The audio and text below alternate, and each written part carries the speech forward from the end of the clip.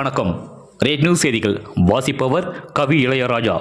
உடுந்திருப்பேட்டை சட்டமன்ற தொகுதிக்குட்பட்ட கண்ணாரம்பட்டு கிராமத்தில் தமிழக அரசின் பொங்கல் பரிசு தொகுப்பு வழங்கும் விழா துணை ஆட்சியர் சரஸ்வதி தலைமையில் நடைபெற்றது.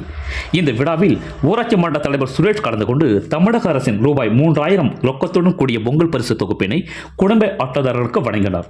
அதனைத் தொடர்ந்து மகாத்மா காந்தி தேசிய ஊரக வேலை உறுதி திட்டத்தின் கீழ் ரூபாய் 13,36,000 மதிப்பீட்டில் புதிதாக கட்டப்பட்ட நியாயவள கட்டிடம், குழந்தை நியாய உட்கட்டமைப்பு மேம்பாட்டு திட்டத்தின் கீழ் ரூபாய் 17,30,000 மதிப்பீட்டில் புதிதாக கட்டப்பட்ட கூடுதல் வகுப்பறை பள்ளி கட்டிடம் ஆகியவற்றை திறந்து வைத்து மாணவ மாணவிகள் மற்றும் பொதுமக்களுக்கு இனிப்புகளை வழங்கினர். இதில் வட்டார வளர்ச்சி அலுவலர் பாலசுப்ரமணியன், வட்ட வழங்கல் அலுவலர் கமலவேணி, ஊராட்சி மன்ற துணைத் தலைவர் மனோகரன், ஒன்றிய கவுன்சிலர் வீராசாமி, ஊராட்சி செயலர் சிவக்குமார் உள்ளிட்ட அரசு அதிகாரிகள் மற்றும் பொதுமக்கள் பலர் கலந்து கொண்டனர். ரெட் நியூஸ் தமிழ் செய்திக்காக திருவெண்ணூர் தாலுகா செய்தியாளர் வெற்றிவேல். செய்திகளை உடனுக்குடன் தெரிந்து கொள்ள ரெட் நியூஸ் தமிழ் சேனலை சப்ஸ்கிரைப் செய்யவும்.